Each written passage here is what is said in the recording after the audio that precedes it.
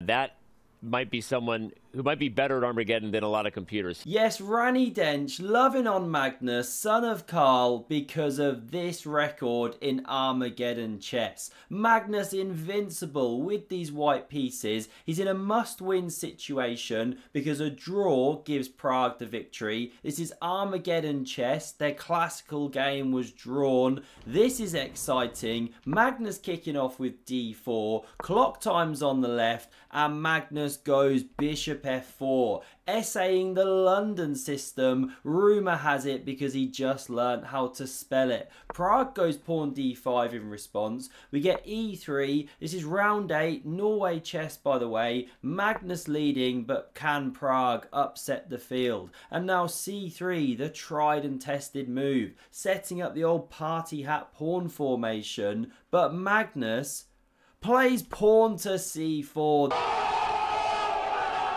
The most explosive move. He's going for something more like a Queen's Gambit declined. We get pawn e6, now knight c3 and bishop d6. Pragg preparing to eat that dark squared bishop. Magnus does it first.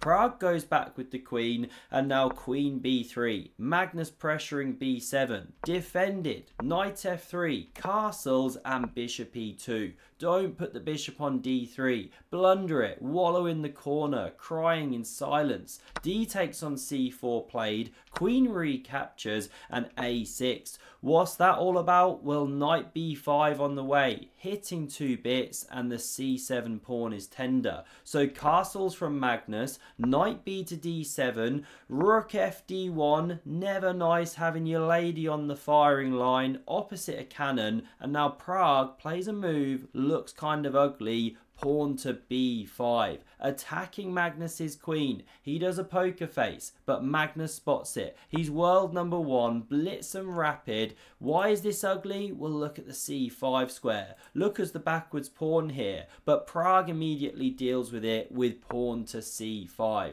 Liberating, Magnus takes, opens up the rook on the queen, therefore queen recaptures, and after knight d4, centralizing, this is where knights belong. Outposts, Pragg now retreats his bishop and Magnus moves his sniper onto that long diagonal, freed up when the knight centralized. And there's this really nice move in response, bishop h5.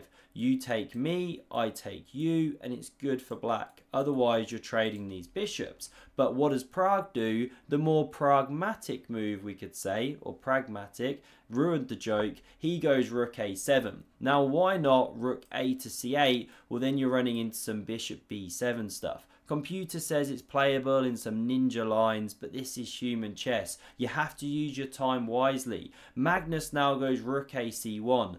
Very uncomfortable. So the queen moves over to g5. The white monarch in the penetrating gaze of that femme fatale, and it sets a trap, which Magnus now walks into. Hook, line and sinker. But just before we continue with the game, a big thank you to the sponsors of this video, Masterworks. Now, we all know you cannot win a chess game with just 1 or 2 chess pieces. You need a diverse range of moves and strategies, and the same holds true for most everything in life, from picking your underwear to building an investment portfolio. But adding to your strategy doesn't have to be difficult, even with something as serious as investing. It's easy to diversify with Masterworks, our sponsor for today. Masterworks is an art investing platform that's distributed back a total of over $55 million in investor proceeds across their 22 exits. And to some investors who didn't need to know a thing about art,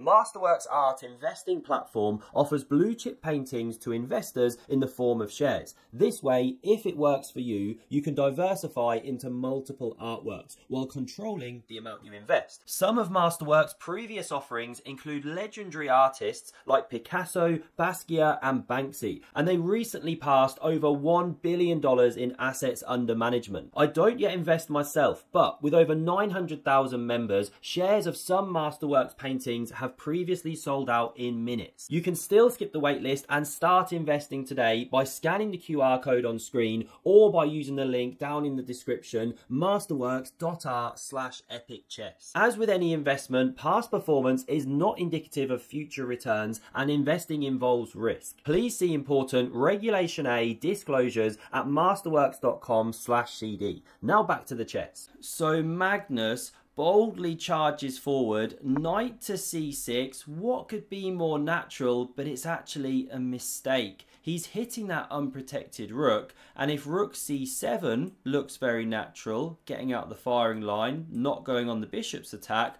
well then there's knight takes on b5. Pawn recaptures, but you've opened the rook. The knight can do a discovered check. I feel like Hikaru, all these arrows, not quite as good though, but it wasn't played. This is what Pragg had planned in response. He plays the stunning knight to e5. This young player's instincts are incredible. He blitzes it out. And the point is, if you capture the rook, Pragg takes here with check. Of course, the pawn is pinned. Say you come this way, you know, running to the corner. Well, then the second knight charges in, threatening mate in one. All the pieces now dogpiling the king. And just to show one line, say you capture the knight, this is actually a checkmate. How about that for the power of queen and knight? Epic attacking force. So Magnus did not take this rook. It's just too dangerous of an attack. He takes the knight on e5, queen recaptures, and now a4, undermining the pawn structure. A word which apparently comes from the old days when they'd literally mine under the castle walls, try and collapse the fortress. So here we see takes on a4. Does Magnus recapture? No, he doesn't. Queen b6.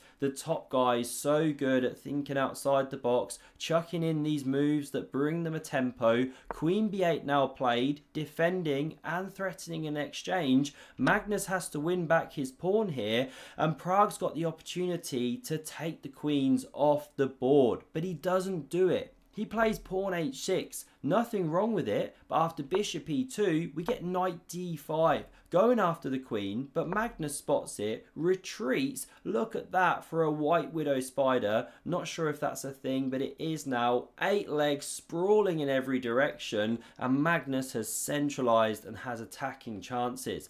a5 from Pragg. He doesn't want the pawn shackled to the bishop's gaze. He also takes control of b4, and Magnus forays forward with the knight into the c5 square. Queen b6 played, creating a kind of pin, trying to get the queens off. Rook b8 on the way, and the bishop bounces back to f3 now, like a yo-yo, pressuring the horsey in the center, and there's real problems for Pragg.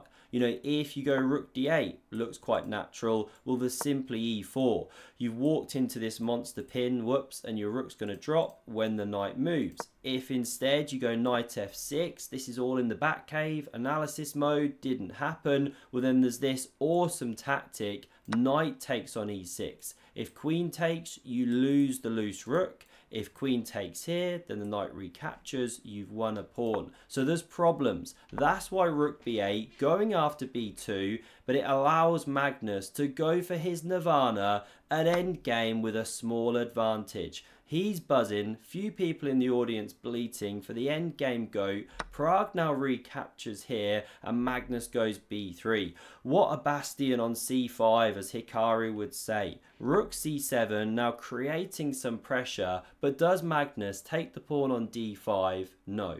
He'd prefer to sit on the head like a sumo wrestler, as I like to say, and he finds this crazy tactic. Themes of earlier, knight to e6. What a brilliant move. Liquidating down to an advantageous endgame. And here's the point. You're now opening up the gaze of these queens and the gaze of the rook, but there's a trick. Because if the queen captures the knight, then of course you take the rook and win it. Okay, well how about we first take the rook then, after you recapture, I win your knight? Well no, you don't recapture, you checkmate the black king. Where the hell did that one come from? Such a cool tactic. Magnus has spotted all the lines, so Pragg's got nothing better but to take the ladies off the board. The knight recaptures, and you've got this good knight versus bad bishop situation. Magnus loving it. The rooks double on the file, the two towers converging, so Magnus slides away. Full oasis mode. He wants to keep pieces on, pressures this pawn, and Pragg now goes bishop c2. Apparently an inaccurate move. The evaluation bar rises, but only to 2.3 if you play rook f1. No one knows why. It's a complete mystery. It's like trying to figure out if Vladimir Kramnik's about to apply for the latest chess.com opening. They've got a vacancy there. Will he go for it? We now see rook c1 from Magnus. Very natural. Bishop d3. Again, apparently a mistake if rook d1 or e1, but Magnus takes the rooks off. This one recaptures, and don't take the pawn on a5. Then the black rook slams down on c1. You're getting branked. Back and ranked. Back ranked checkmate. Branked. That's a portmanteau. Another word for the day. So Magnus goes f3. Preparing to bomb cloud, giving the king room. Rook c5 played, and Magnus bomb clouds. h5 now from Pragg. King e1 and g6. That bishop on d3 crying right now. The pawns on light squares. King d2. And now avert your eyes if you're easily offended, because Pragg picks up his light squared bishop and places it on the f5 square, allowing Magnus to mangle the pawn structure. But does Magnus Carlsen do it? No, he doesn't. Why not? Surely that's advantageous. Well, if you do, you're cashing in too soon, right? Magnus does the diamond hands, whispers hodl under his breath. Hans Niemann watching on in approval as Magnus just goes rook to c1 here. Doesn't let that minor piece leave the board. Instead, he trades the rooks. But what's the big idea? King comes round. How are you actually going to get into the position now? You're completely blocked off. Well, here's the point. Knight e2, make way for Prince Ali. Here comes Magnus. Old Disney was the best, of course. Robin Williams a genius. New Disney sucks. King d4 played, and a4 on the board. These pawns going into the blender, and knight f4. Magnus twisting the knife here. Such an unpleasant endgame. Pragg covers the pawn, but now h4, securing the outpost, and after bishop a2, preparing to generate the outside passer. Pragg's got to take or else lose a pawn, but now this is a big threat. Bishop b3, the preferred move of the Silicon Overlord. Allow h5, when the pawn gets to h6, go bishop c2, but it's so difficult to defend. King e7 played, sacrificing this pawn, which Magnus takes. You cannot chop off there. The endgame is lost. Magnus gets the opposition. He can waste tempos. He's got the ability to generate a passer. It's no good. So king e6 is best. e4 secures the knight, and now bishop b3 waiting was met with this check. Apparently king d6, king e7 best. Pragg goes king f6. Strike thyself with a wooden stick for not finding the endgame precision, but just kidding, of course. It's impossibly hard. No time on the clock. Check, the king ducks back, and here comes Magnus marching in with his monarch into the enemy position.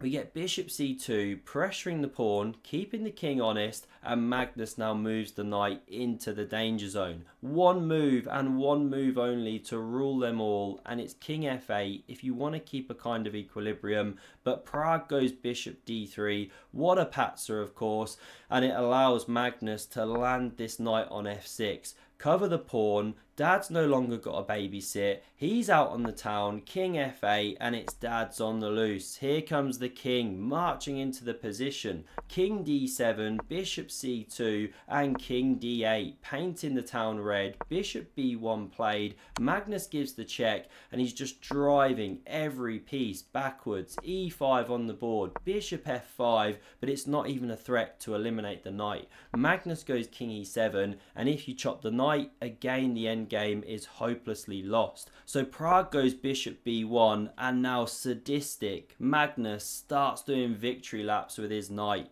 knight to c5 played, bishop c2, knight b7. He's like Hamilton or Verstappen, whoever's the best one now, circling the track here, bringing it into d6, but of course I'm just kidding. He's moved it round for a purpose. What's the finishing blow here? Can you find the best move for white, the cleanest way to finish off this game? Of course, Magnus finds it.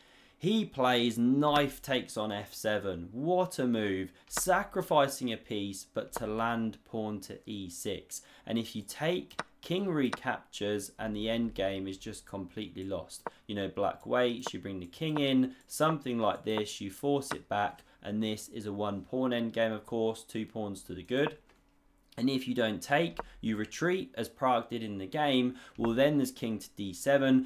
Red carpet rolled out. If king f8, will you march with check? And then, of course, you're winning. If instead of king f8, you take this pawn once again, well, we're into the same endgame thing. Completely lost. That might be someone who might be better at Armageddon than a lot of computers. He now moves to 14.5 out of 15 as white in Armageddon battles. Magnus Carlsen is a bad man in this format. This is how the game ended. True mastery by Magnus Carlsen, making it 14.5 out of 15 now in White Games Armageddon Chess. Incredible stuff. If you enjoyed, check out the video on screen and do subscribe to never miss a future video.